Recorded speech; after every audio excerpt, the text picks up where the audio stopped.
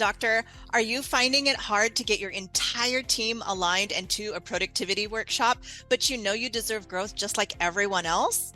Hi, I'm Regan Robertson, CCO with Productive Dentist Academy, and with over 30 team members myself, believe me, I get it. That's why our co-founders, Dr. Bruce B. Baird and Victoria Peterson, have put together a productivity bundle designed to guarantee your growth in 2023. All you have to do is register to attend a 2023 productivity workshop.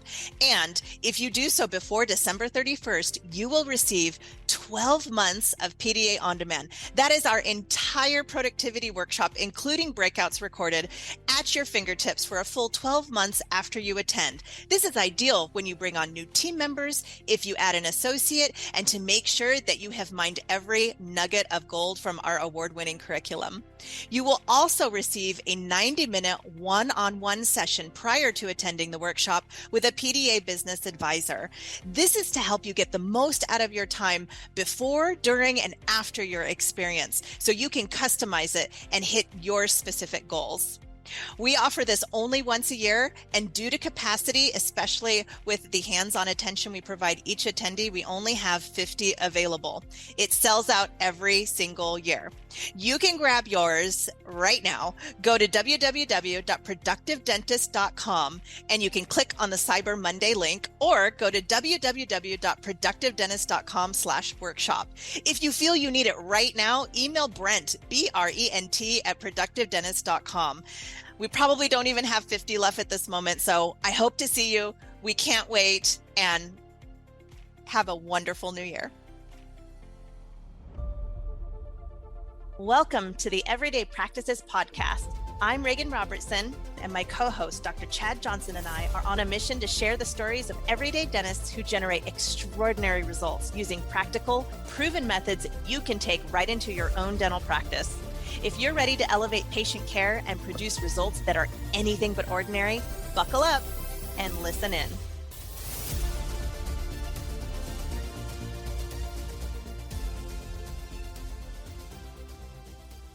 Regan Robertson here, host of Everyday Practices Dental Podcast. Dr. Chad Johnson and I believe you deserve tips you can use to grow your practice, and that's why we began this podcast. Last year, we were honored to win the Best Podcast of 2021 award by dentalpodcast.org, and we are so excited to announce that we have been nominated again. If you have found value in hearing our podcast, we would sure appreciate your vote. Head on over to www.dentalpodcast.org to vote for Everyday Practices Dental Podcast so others have the chance to learn about us. Thank you for your support. Now, let's get to our latest episode. Hey, everybody, this is Chad Johnson, and I'm here today with Everyday Practices co-host Regan Robertson. How are you, Regan? I'm doing fantastic today, Chad. How are you? I'm doing well, thank you. We're getting a series of these podcasts recorded out, and our topic for this episode is services offered from the dental clinical side. So we're talking about like what CEs should we consider when we're wanting to make the practice what we want it to be, and stuff like that. So you had a few questions that you were kind of writing down as we were talking about it that would kind of speak to the listener. Do you mind, did you write those down? Yeah, I did.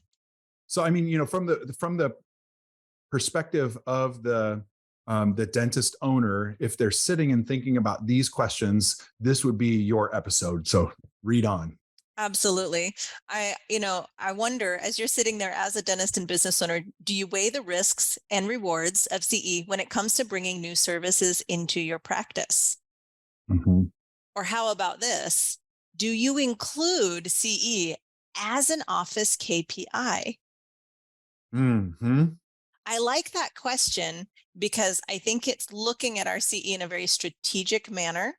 Yeah. And ultimately, it's do you know which CE will add value as a lead indicator when you put your dental practice up for sale? Right. So if you're a retiring dentist, or if you're a dentist that's thinking about wrapping your practice, for the sale. So in other words, to go off of Victoria's idea of her podcast, investment grade practices, is your practice becoming more investment grade by how you choose your CE? So something that, like we wanted to look at it from different vantage points is, number one, are you doing the procedure mix that you wish you could do? And then also, are you offering to your patients what they want? And so, some of this even has to do with, how your marketing tips, so that way people can have, so that way your marketing team, whether it's you or someone else that's deciding how do we market our practice, and then how are we competitive with other offices in what their service mix is, and spreading out your learning over a few years. So let's say you're a brand new owner, you opened right out of school, and you're thinking, okay, what CEs should I do? Well, just because you can label, the top 5 CEs that you want to do doesn't mean you should close up the next 2 months and only do CEs.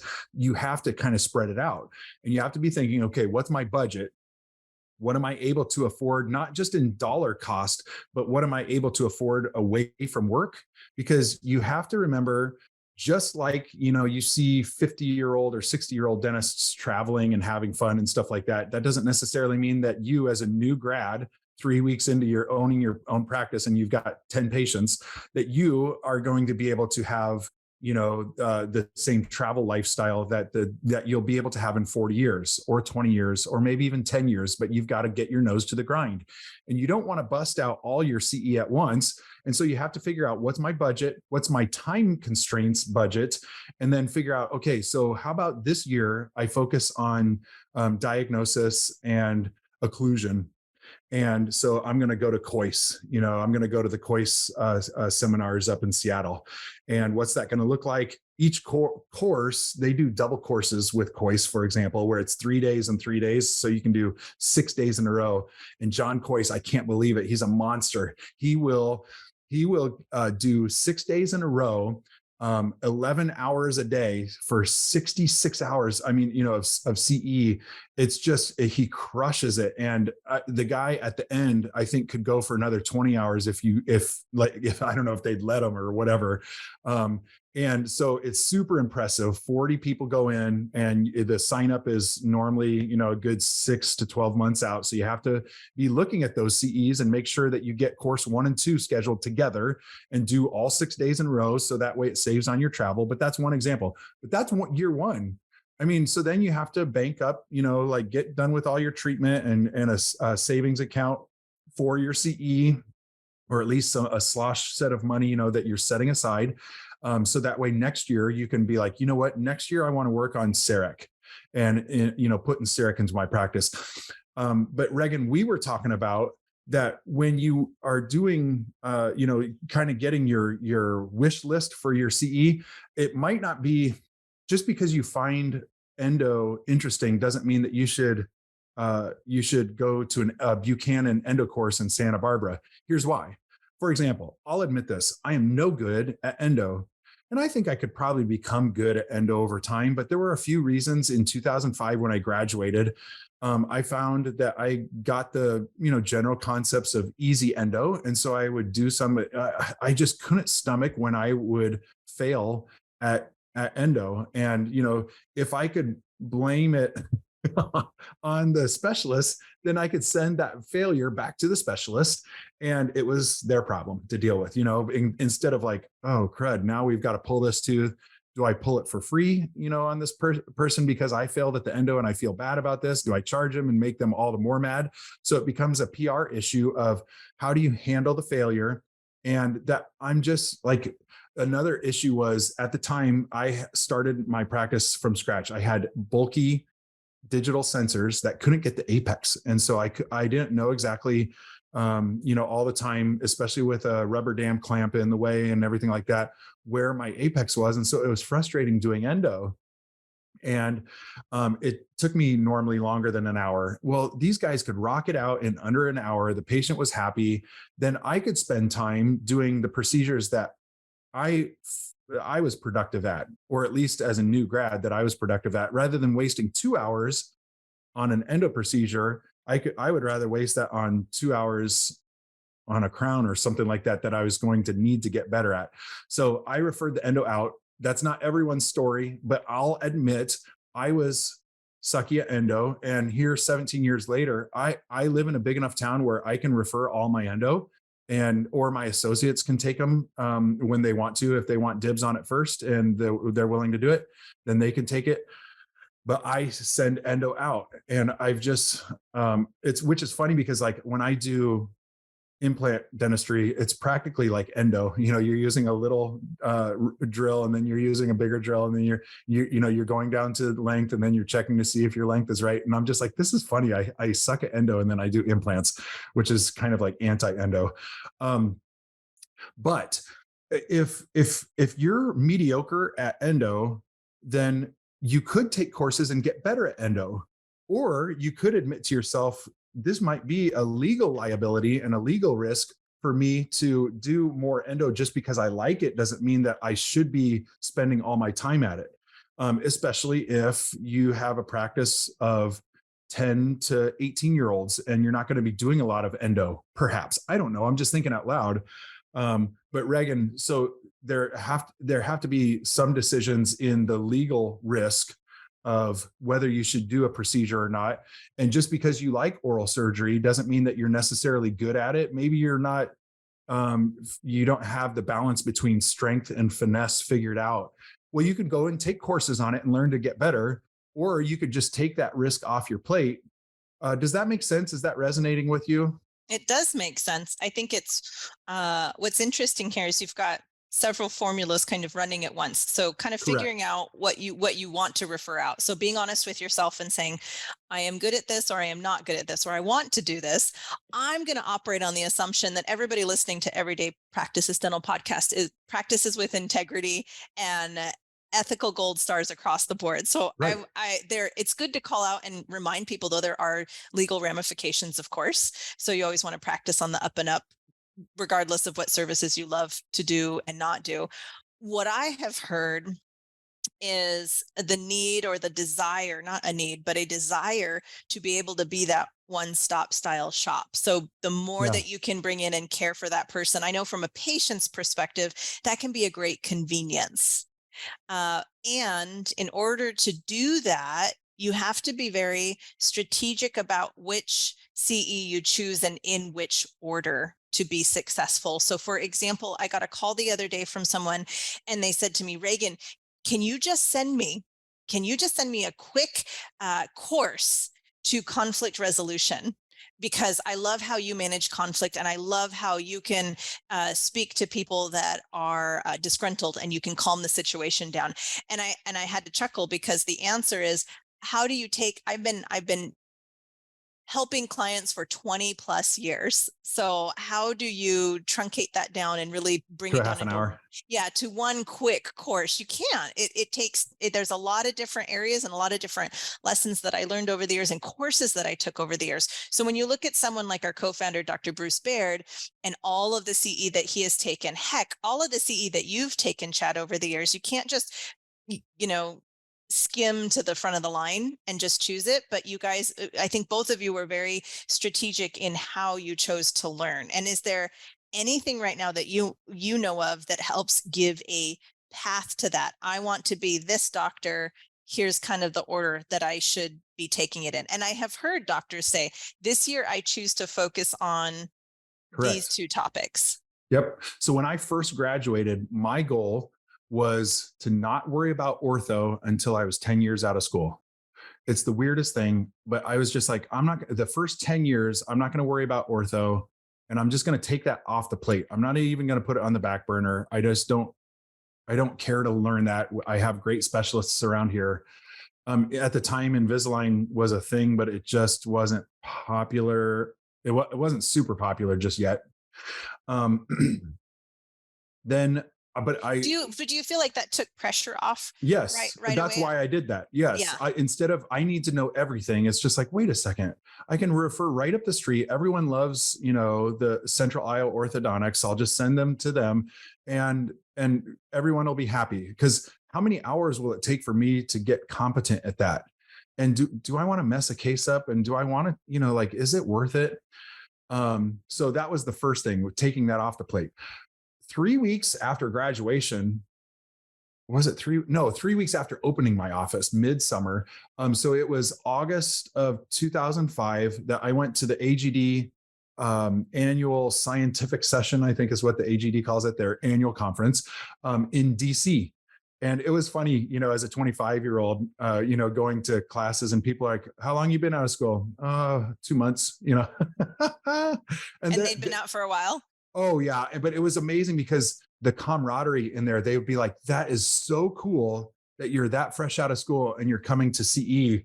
I'm super proud of you for doing that because, Hmm. so many people are like, man, I know it all and stuff like that. And you are here to learn and you're just, like, that is so cool. And my comeback was, well, right. The way I look at it right now, me taking a week off of work from my office being closed isn't going to cost me as much as it will a year from now because I'm hardly seeing any patients already. So really the opportunity cost is low. So now's almost like a bargain time for me to do it. So I worked that the first 4 days of that conference. 2 days were on oral surgery. Dr. Kerner taught that, and he still teaches. That was an amazing course, and I bet it's even better now, because 20 years of perfection on it. And but that it was on impacted third molars and oral surgery techniques and stuff like that. So a 2 day of that hands-on. And then a 2 day hands-on with implants, Jack Hahn, and those that got me started. Then on, I came back and I was like, man, we weren't taught much about dental implants in school. I really want to place implants, So I called up my what do you call it, insurance, and said, hey, what would it look like? And they said, well, you need 40 hours of CE to do implants. I thought, okay, well, I have 16 down. Okay. So I looked at, for a course, I found Michael Sonic out of Connecticut. He's a periodontist there, and he has weekend courses that you could go and take it on. So I thought, this is amazing. I'll go take his implant courses. And I did that. And so then by January of that year, 6 months out of being out of school, I started placing implants. And so then I was more comfortable with oral surgery stuff. I wasn't, perfect at it yet, but I mean, I felt like I was competent enough and I was going slow enough that I wasn't, pushing my skill level or anything. And so that went well. I was working a lot on the oral surgery stuff. Now I was taking other CEs in the meanwhile, on top of that. But then, I started going, okay, well, I've learned this stuff. Now I want to maybe progress in perio, and I want to progress in grafting. I want to progress. So it was kind of actually more oral surgery, but in the perio line. I even wanted to occasionally push myself in areas that I was uncomfortable with. Mm-hmm. So I would go to a pediatric course. I would go to an endo course, even though I wasn't doing endo. And I joke around, like you said, with my patients. I actually just kind of lightheartedly say, I could do your endo, you just don't want me to, because I haven't done one in so many years now. Like if we were stranded in the Antarctica, like I could do it better than the average person. But if you want it done quickly, comfortably, and concisely, it's just go to the endodontist. He's the dentist that specializes in root canal treatment, and he'll rock it out in an hour, and it'll be way better than if I do it, unless I was doing it all the time. But I don't do that all the time. I do this and that and that, and I would list off the stuff that I do. That's my forte. So It's like yeah, visiting it's like visiting a tattoo artist. no kidding. Absolutely. When I got one of my tattoos, I had a certain style in mind, but I wanted the artist. I loved the artist and was extremely grateful to have this artist work on me. And she said to me, I could do this, but this is not my specialty at all. Like this style of tattoo is not my specialty. So if you want that, I recommend other artists. And so I actually changed to her style that she was extremely proficient and really, really proud of doing. And I couldn't be happier. How cool Like is that? I was, yeah. And so that's really interesting. I think people they get respect. So within healthcare, although we didn't think we'd be talking tattoo artists in dental care, but the authenticity comes around in both cases. I would respect you if you said to me, I could, but you don't want me doing this, and this is why. So we'll refer out. I even love telling people, listen, I'm a can-do kind of guy. That I'm like, so I want to in one sense, but You just would prefer me not to. Here's a really quick like example of that.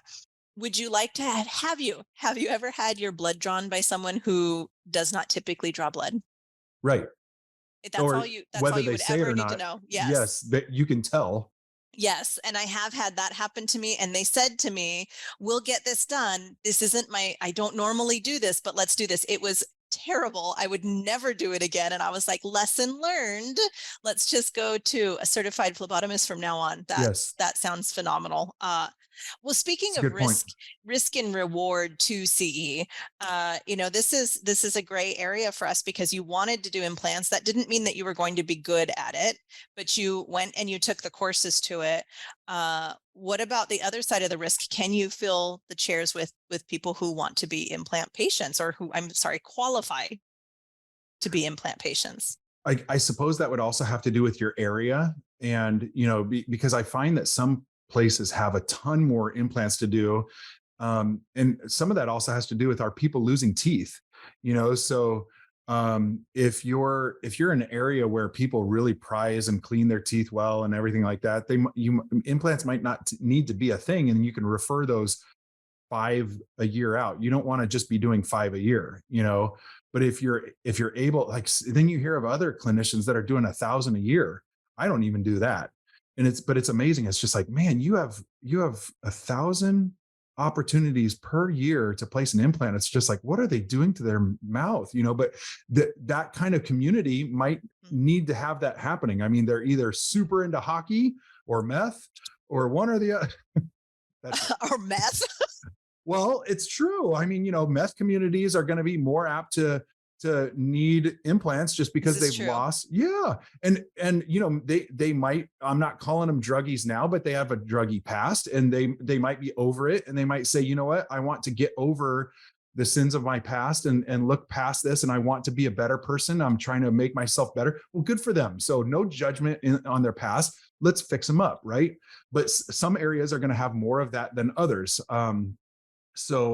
But keep in mind that, yeah, if you have failure after failure of placing implants, and you start going, man, how many times is it, like, am I not going to be able to smile and wink and get the patient to not sue me or turn me into the board? Right. So that can be an issue of, like, are you being mindful if you're doing endo that you're slaying it every time, that you're finding every canal, that you're not stripping it, all that stuff. So are you doing the job to the standard, and not just to the minimal standard, but are you doing it excellently to where you won't have lawsuits? And how are your PR skills to be able to handle when something is failed, even if it's a class 2 composite? This goes back, Regan, too. Like about 4 years ago, I started doing Botox, and it's amazing how that can help TMJ patients. But I don't think that would be a course that you could, or that you'd necessarily want to put as first on your list right out of dental school, unless you have a bunch of TMJ patients. You just open or you just bought a practice. Mm-hmm. The guy has 4,000 TMJ patients. Well, then that all of a sudden goes to the top of your list. But you have to kind of weigh that out. As a general dentist, is that something that you want to bother with Botox and stuff like that? But finding the right mentor to help you find the courses. I'll tell you, as a mentor, though I don't know your side of the situation, I do like mentoring people. I feel like I can shorten the curve for people with their learning because I've done so much of it. I like the ADA for their CE, but it's very generic and general, and it should be, because it has all specialties there. So it's not a knock, but you'll get kind of just a little finger bite size portion of everything there, that you can. And if you go do a course on SDF, silver diamine fluoride, that might not make you a ton of money, so like spending a weekend going to a course and just learning about SDF as your primary topic isn't going to be a lot of bang for your buck in your office coming on Monday. Because what do? Start advertising? Yes, we do SDF. Probably not. I mean, prove me wrong, but probably not. So the next up, AGD, the Academy of General Dentistry. I absolutely love it. I have my fellowship through them. I think they give quality CE, and they give enough detail about how to do it. Next up is the AACD. when I started going to the American Academy of Cosmetic Dentistry, I was blown away that it's not as superficial as it sounds. It's very much an international community that is into the science of the aesthetics. So it's not just like, well, we're just artsy people and we like doing cosmetic cases. And so we'll just slap, white veneers on everyone. It's like, no, no, no, no. That's not the AACD. It's worth checking out. It's worth going to their annual conference. They also have online learning that you can do. The people that teach at that are also some of the people that teach at Pankey, Dawson, Spear, Coyce, everything like that. Now that starts to get into specialty work. Specialty work, meaning like occlusion kind of stuff, for example, that's your Pankey, Dawson, Spear, and Coyce. I've done all the Spear stuff online. I really love Spear's education because it is online. I see Coyce going to that. Coyce and Spear used to work together, so their philosophies are very similar.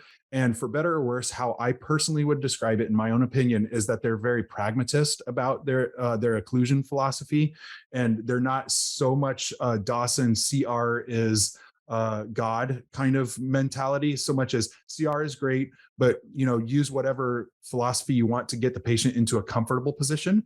The thing that I've loved about Coyce and going to his courses, even though it's more expensive than just signing up for a year of online Spear, which then you can do at home, like during your workouts, for example, that was convenient for me. Coyce, on the other hand, though, when you're dedicated to going there, the amount of stuff that you're learning and then the hands-on integration is so worth it. The lunchtime discussions with the other dentists and stuff like that, totally worth it. Specialty work also then going on CDocs, cerecdoctors.com, learning more about ceramics.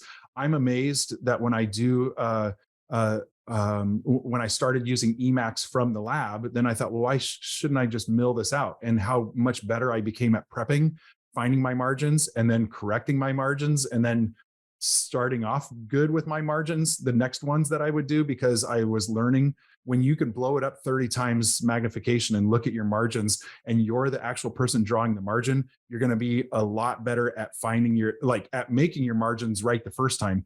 And Regan, I see your face going off that I'm going full nerd mode, and I apologize, but as a mentor, I'm just trying to go through a list and really give people, like an idea of stuff to do. If you're doing, if you're wanting to do Botox and dermal fillers, the AAFE, American Academy of Facial Aesthetics, is fantastic. They have it's either a 1 or 2 day course that when they're coming to a town near you, but they also have a lot of CE online that you have to do beforehand. I think it was like 30 or 40 hours. I'm serious. It was way more than I anticipated. And that was sucky at the time. But man, when I actually did the courses online, and then when I went to the live part, it made sense. It dovetailed, like all the anatomy and the mixing of stuff and everything like that. It was like they didn't need to waste our live time going over the stuff that we had already done our homework on. Next up, Garg's implant seminars down in Miami. He also travels to a lot of large cities: Dallas, Phoenix, LA, Boston, DC, New York, Chicago, all that stuff like that. Arun Garg, A-R-U-N, new word, last name, G-A-R-G, worth checking out. I went and did his implant course, and it's funny, a lot of people would say, why are you going to do an implant course after you've placed your implants, for 10 years now at that point? And I just, I was like, the first time you go, I think you'd be really detailed about writing out, like, oh, okay, so then go 5 millimeters down, and you're worried about the details. I was looking at the bigger picture. So it was kind of interesting as it was almost like a review course of sorts, but then he took it to another level that if you were there the first time, you wouldn't get it. So I super recommend their stuff. The International Dental Implant Association is run through the implant seminars, IDIA, of which I have my diplomate through them. And then, so it goes fellowship, mastership, diplomate. And then he also has courses in Hawaii. I think he does a symposium in Hawaii every February-ish, January, February. That's awesome. Then you have to have soft skills to sell it. So Productive Dentist Academy, having the workshop, that was a game changer for me to be able to have the soft skills to be able to sell to patients that you need to, to do this treatment. And, what do you think about doing this treatment? Asking the right questions, it's time that we should do that. I'm even just trying to think of other stuff that I've done. This is If like your holiday wish list of CE, your most yeah, if I recommended had CE options. right, if I had a long elevator ride with someone, I'd be like, okay, here's what you need to do. I mean, if I wanted to get back into endo, I'd do Steve Buchanan's course in Santa Barbara. Of course, my aesthetic gurus, Pascal Magnier, Coachman from Brazil. I'm also just trying to think. Newton Fall, I've brought them up before, also from Brazil. And some of these guys speak at the AACD. There's got to be someone else that I'm missing. Of course, from the University of Iowa, Marcus Vargas. He's great. And he's technically international too. I forget if he's not Peruvian. Dr. Vargas, you'll have to correct me later. I apologize. I don't remember which country you're from. It wasn't Venezuela, was it? But a huge international community that we in the United States are missing out on at times because we don't branch out. But the AACD brings that, in-house. They bring them in every year. So those are some courses, that are important for me. But you can't do it all at once. It sounds like you've won an Academy Award for Yep. best dentist that And I'd plays like a to dentist thank, that is a yes. dentist, because there's a lot that goes. You proved my point. You proved my point in that you can't do everything all at once. You have to No. think about how it comes forward and coming full circle. All roads leading to this expertise. And think of Mike Rowe and his love of apprenticeships, building value for when it comes time to sell your dental practice, and thinking of yourself as that asset as well. The amount of knowledge that you have right now, Chad, for a partner coming in, an associate coming in, someone who wants to be partner as you transition is absolutely, I don't know that I could put a price on that. I think it's priceless. If we think about Dr. Bruce Baird, and when it came time to him to drop several days, needed to bring in partners, the opportunity to train under someone that has this level, and like you said, shorten the road. So there is no silver bullet. You can't snap your fingers and all of a sudden become super proficient in all of the areas that you wish to be, but you can sit next to someone who has done the paces, learned, and can help provide tricks and advice and guidance that can shorten your road, I would think. In To spread that curriculum out, because then you're a one-stop shop for the patient, and you can market that. You become a lot more marketable. So when you're looking to retire, when you're looking to sell your practice, or you're just looking to keep your practice, but you're trying to grow it, you're able to market the procedures that you want to do. It becomes part of your brand. So if you're looking to really leverage your CE so that there's more reward and that the risks are well balanced and well considered, what I heard you say, Chad, is 1, establish your budget, make sure that it's part of your system. 2, weigh the time away from work and what that's going to mean to you, earlier, mid to late career. Figure out your focus areas so you can't do it all at once. Map out a plan that's going to work for you, and do not feel the pressure to get it all done at once. I really, really can't stress that enough. I loved for 10 years, I'm not even going to focus on ortho, and leaving that pathway for you. And interestingly, when I map out my calendar year on the PDA calendar every year, so there's a side where it says, what CEs do you want to do? And I put those on there. And I normally try and, depending on how it's convenient for my schedule, I'll pick off one of those two. I'm still doing those. And I'll pick off 1 or 2 that I want to do that year. But the next year, I'll carry over which ones I didn't do to the following year. It's no pressure. I'll just move it to the next year. I'll probably add 1 or 2 more. So there's probably always a list of 5 or 6 that I want to do.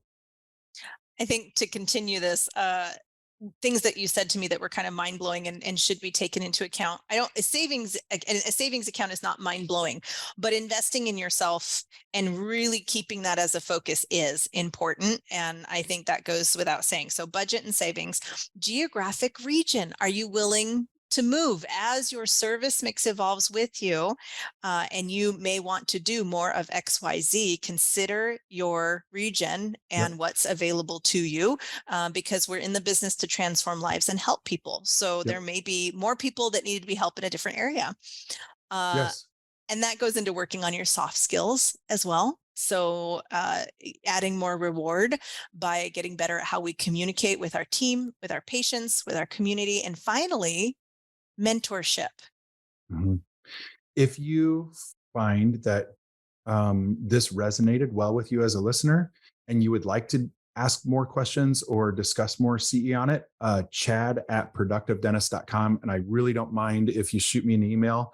And if you said, hey, you mentioned Michael Sonic out of Connecticut, can you give me his contact information or whatever, anything along that line? I'm willing to kind of work with you, because I've had people write me before and they'll say, hey, I live on the West Coast. Do you have anyone that you'd recommend over here?